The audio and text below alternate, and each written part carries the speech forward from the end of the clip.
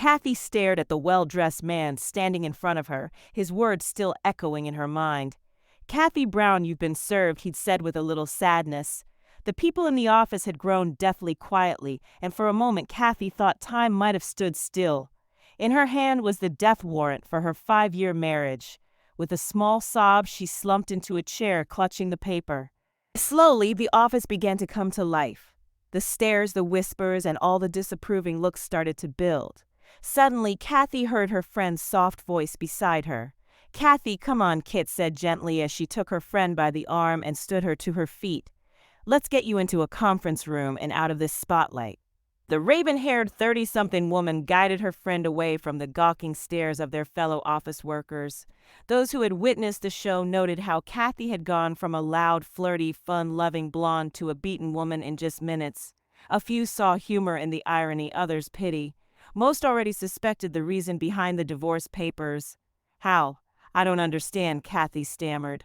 Things had just started changing for the better. She clutched herself as if her hug would give her more strength. Kit slid her arm around her, trying to comfort her friend. "I don't know, girl," Kit said gently. "Did Eric say anything? Any clue this was coming?" "Just the opposite," she managed to say between gasps. "It was like we were newlyweds again. I figured he was making up for all the wasted time he'd spent overseas." Kit flinched only slightly, but Kathy noticed it. Kathy replayed the last 4 months of her marriage in her mind. Since Eric came home from Afghanistan, their sex life has been incredible. It was even better than after he had returned from Iraq 2.5 years ago. He had been so passionate and physical. "Oh God," she thought to herself, "most times I can barely walk afterwards." She smiled sadly as she wiped a remaining tear from her eye. "It's been so hot and exciting. I mean, after I got back from that business trip last week." Kathy's smile warmed a little. "Oh my God, Kit, Eric just wore me out. We did it so much that I ended up begging him to stop." Kathy's smile disappeared when she looked at her friend's questioning face. "No, nothing happened when I was on that trip. I told you it was over," she retorted. Kit nodded, but wasn't smiling. In a calm voice, she asked, "When was the last time Eric just held you, or simply spent time kissing and touching you? Sweetheart, when was the last time he gently made love to you?" She sat there in a daze, looking questioningly at Kit. "What?" With a determined sigh, Kit looked at her friend for a moment before going on. "Kathy," she asked bluntly, "was he making love to you, or just enjoying you?" Kathy buried her face in her hands and sobbed deeply. But why? Why would he do that? She wondered, then suddenly froze. No, he couldn't know, could he? Slowly raising her head, she had a look of horror on her face. "Oh God, Kit," she whispered, "he knows. Oh God, please no. Please no." Tears began to fill Kit's eyes as she held her weeping friend. She knew Eric pretty well, and if he really did know, then this would get ugly. Eric nodded as he listened in his cell. "Thank you, sir," he finally said upon hearing his wife had been served, and that the packages containing the pictures and legal documents had been delivered. Hanging up, he turned his attention to his laptop. With a simple click, he started the process that would change his unfaithful wife's life forever. "One she'll remember for the rest of her life," he thought to himself as he picked up his cell phone and dialed. "Hello, this is HR," said a sweet young voice. "How may I help you?" "Mr. Davis, please," Eric said coolly. "This is Eric Brown." "Oh, Mr. Brown," the girl said quickly. "Let me transfer you." A few seconds later, Eric was speaking to a man whom most had never seen smile. The conversation was brief. Neither man raised his voice, but the hostility was not missed by either of them. As Eric ended the call, he let out a deep sigh. Looking at his phone, he saw on the call log that his wife had already called him 5 times. Not yet, he thought, trying to steady himself. Not yet. There was a brisk knock on the conference room door. As Kit opened it, she immediately recognized the 3 individuals standing in front of her. The first was a well-dressed elderly man named Simon Samuels, the vice president and head of their branch. Behind him stood the imposing presence of John Davis, director of human resources. Kit couldn't miss the fact that Mr. Davis' face was bright red, and she swore that she could see heat coming off his face. Behind the two of them stood Anna Prescott, office manager, and Kit and Kathy's supervisor. "Miss Garnett, we need to speak with Ms. Brown," Mr. Samuels said, his face grim. "Thank you for your assistance, but please return to your desk."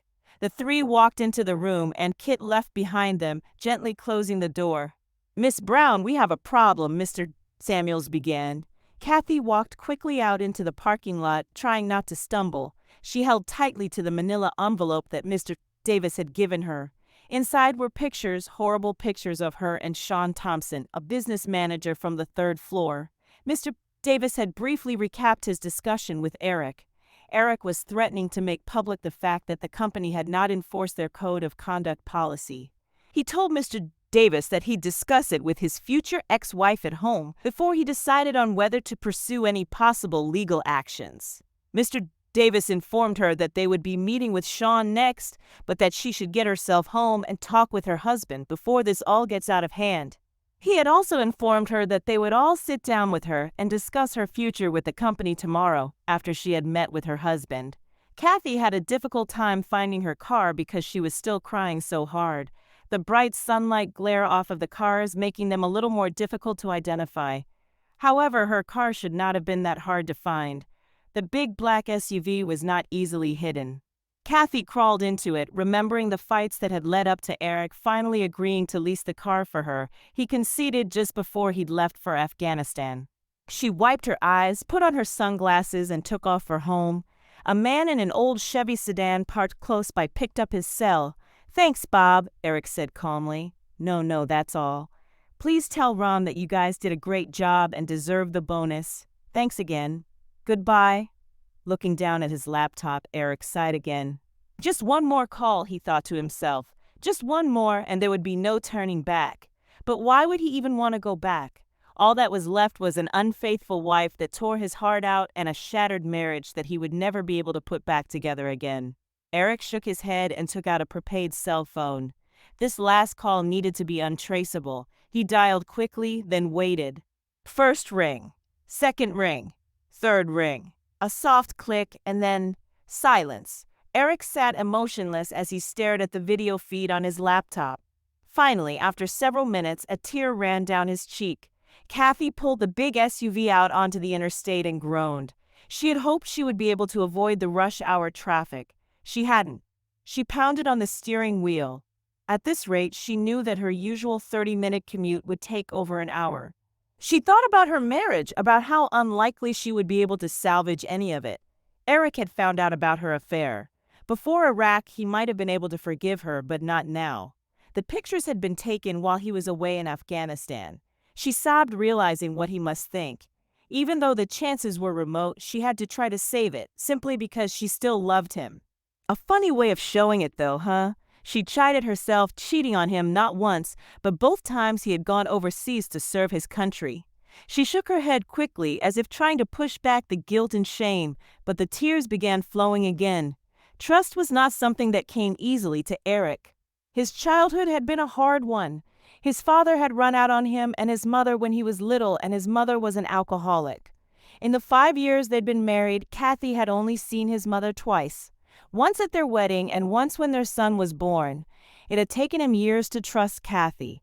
When they had met in college, she'd known he was a soldier. She thought she had accepted that. He'd already served 2 active years and was well on the way to receiving his engineering degree. They had dated a year before Eric asked her to marry him. She could still hear her father's reaction. "No, Kathy, this has nothing to do with Eric." Her father had said, "I think he'll make a great husband. It's more about you. I don't know that you'll make a good military wife.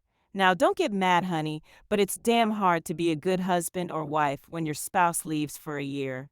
Mike Lomax, Kathy's father, had served in the Navy for 4 years when Kathy was little. She still remembered the fights her parents had gotten into during that time. She'd always known that he and her mom had had a rough time of it, and that he didn't want that for his little girl.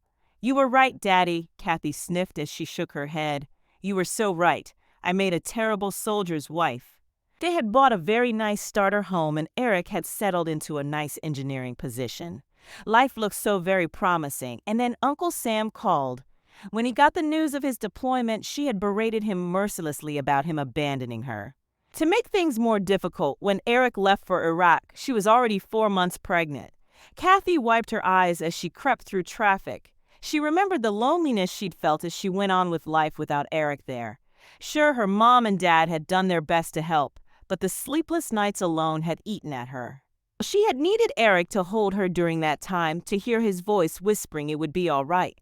But he wasn't there. She knew that she was being selfish, that being gone while she was pregnant had torn him apart also, but that hadn't made the nights less cold and lonely. Her mother had moved in the last month before the baby was born, and that had helped some. Kathy and her mom, Lisa, had a very close relationship in most areas. Their personalities were so very close that it seemed more like they were best friends rather than mother and daughter. But there were some things that her mom just wouldn't talk about. The details about her marriage during the time her dad was in the Navy were one of them. When Kathy would try to push the subject, her mother would always become very upset. Eric got to come home on our end or the day after Randy was born. For a brief moment, it was like we were a real family, Kathy thought. But it didn't last. He left just 10 days later, and she was alone again. Her mother had seen some of the signs and had begged her not to give in to them. She continuously harped on the damage just one mistake could do to so many people's lives. Of course, she wouldn't go into any detail, but Kathy suspected that her father may have had an affair. They were always pleasant and polite to each other, even friendly, but never passionate. It was more like they were friends living in the same house. Kathy remembered how she had fought depression and loneliness for months after the birth. Going back to work helped at first. Then she was assigned to a project with Sean Thompson. Where Eric had rugged, boy-next-door good looks, Sean could have been a male model. His smooth baritone voice and beautiful smile had made Kathy's heart skip a beat whenever he'd enter the room. He carried himself with such confidence and had such an impressive air about him. She knew he was married to an attractive, wealthy socialite from New York. They and their children had just moved to the area a couple of years earlier. She had even met his wife once at a company party. She was beautiful in a cosmetically enhanced way, and her personality was perfectly suited for one of those housewife reality TV shows. But it just made Sean that much more exciting. Just a month after they had begun working together, she wilted under the temptation. Wilted? She grimaced. That's bullshit. I was the one flirting with him.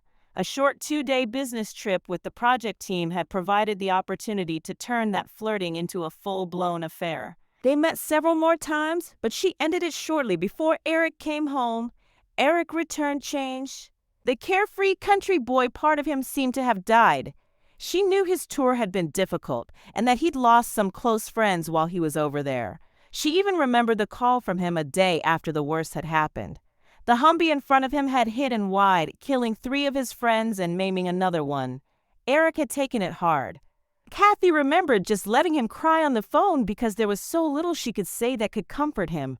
She even got choked up telling him how much she loved and missed him, mostly because she truly meant it, but partially because of her shame from being with Sean just 5 days earlier. She had spent the first several months after his return just holding Eric, trying to nurture him back into the man he had been before he'd left. There was no doubt in her mind that she loved him, and her affair with Sean was just a season of weakness. Then, just when things seemed to be going so well again, his deployment orders to Afghanistan came through. She was crushed. Not surprisingly, 2 months after he left, she found herself back in Sean's arms. She knew there was no excuse for it, but in the end her guilt was trumped by her loneliness and fear. She had pursued Sean again, and it had taken all of her charms to get him away from that succubus and marketing that he had started up with after their affair ended. She felt her face flush with the shame of what she had done. Of course you're ashamed, but it didn't stop you, did it? Kathy scolded herself. She tried to fight back the tears but failed, feeling herself loathing pouring out with each one. Sean had spent several weekends staying at her house. He had even managed to get her on another project with him. For a moment, Kathy had even considered leaving Eric. Then reality set in. She, Randy, and her parents had gone to Fort Bragg, North Carolina to meet Eric when he came back for R&R. The trip there was tense to say the least. Kathy was sure her parents suspected the affair, but they hadn't confronted her about it yet. Then she saw Eric and every care fell away. When he held her and kissed her, she remembered why she had married him in the first place. They spent every hour rekindling their marriage and strengthening their family. Kathy smiled weakly when she thought of that time. Eric had been so passionate, so tender, so incredibly loving. She had sworn to herself at that moment that she would remain faithful to him for the rest of her life. Then Eric had told her he wasn't going to re-enlist, that within 4 months after he returned from Afghanistan, he would be a civilian. She had wept openly knowing they were soon going to be a real family again. After she had returned from Fort Bragg, she broke off all relations with Sean, much to his frustration and anger. She poured everything she had into preparing for Eric's return. Kathy had even started seeing a doctor about her fears and loneliness. She was diagnosed as clinically depressed and had begun counseling and medication. As the months went by, she felt herself getting stronger both mentally and emotionally. She swore each day that she was going to make up for all of this by being the best wife Eric could have ever hoped for. Finally, when he returned several months later, she had made good on her vows. She had denied him nothing, not her body, her attention, nor any part of her love. Kit was right, though. Things had been different when Eric had returned home this time. He was more guarded and didn't share his heart as freely. She had just thought it was because of the things that had happened when he was overseas. Now she began to realize he had already known about her affair, and that thought terrified her. Solemnly, Eric stared out the window, watching the gentle rain fall on those unfortunate enough to be caught in it. He could tell that the little cloudburst wouldn't last very long. Soon the sun would be shining again. Not soon enough, Eric thought to himself. No, not nearly soon enough. He watched the little dot on the laptop screen. It had been stationary for a while, but was now finally moving. His wife's SUV was still caught in traffic, but was now making progress. With a deep sigh, he looked at his watch. It was time to make the call. Depending on what was said, this could be the last time he spoke with the woman he had deeply loved for the last 6 years of his life. Kathy almost jerked the steering wheel when her cell phone rang. A quick look told her it was him. She said a short prayer, took a deep breath, and answered. Eric. Yeah, it's me, he replied. Baby, please, she said as she tried to stifle sob. Please let me try to explain, to tell you how sorry I am. Baby. Eric. There was only silence. Sweetheart, she said, are you still there? Yeah, for the moment, he replied curtly. Honey, where are you? Are you at home with Randy? I don't have a home, Kathy, he said, his voice betraying his pain for only a second. You took care of that. Where are you? It doesn't matter. I'm just waiting. For me. Her voice was hopeful. Like you waited for me, honey? Kathy couldn't contain the sob as it caught in her throat. She had never heard so much pain and anger in his voice before, and certainly never directed at her. Eric, please. There's so much to say. I've screwed up so badly. I know I have. But I need to talk to you. There is so much I need to say to you. I love you, baby. Only you. There was only silence on the other end of the line. Then he spoke. All right, Kathy, say what you need to, but I doubt it's going to change anything. You've been sleeping with some other guy while I've been away. Not once, but many times. So just what the hell do you think you can say that will make any difference? Please, Eric, please, for our sake. She begged through her tears, don't give up on us before I see you. Please, baby, don't give up, he hissed, like you did on us. No, she screamed over the phone. I know what I did doesn't look like it, but I never gave up on us. I was alone and scared. I know it's no excuse, but I was. But I still love you and I believe in us, baby. I really do. Are you serious? He said, surprised. Eric paused for a moment, wondering if she actually believed what she was spewing. Are you saying you didn't give up on us when you were sucking his tool? How about when you were screaming his name as he banged you again and again?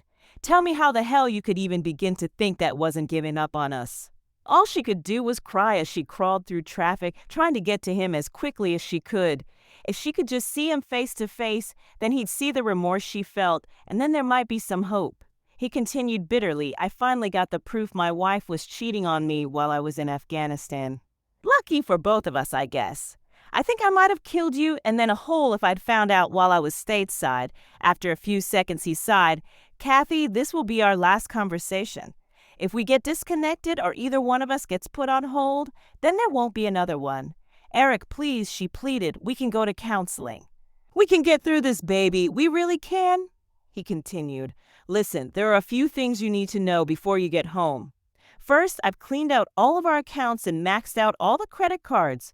I figure you've screwed me over for the past 3 years, so I'm returning the favor. He ignored her gasp. You can keep the house since I'm sure I can still smell him in our bed. I packed up the things I wanted. It ended up only fitting in a single suitcase, so the rest is yours.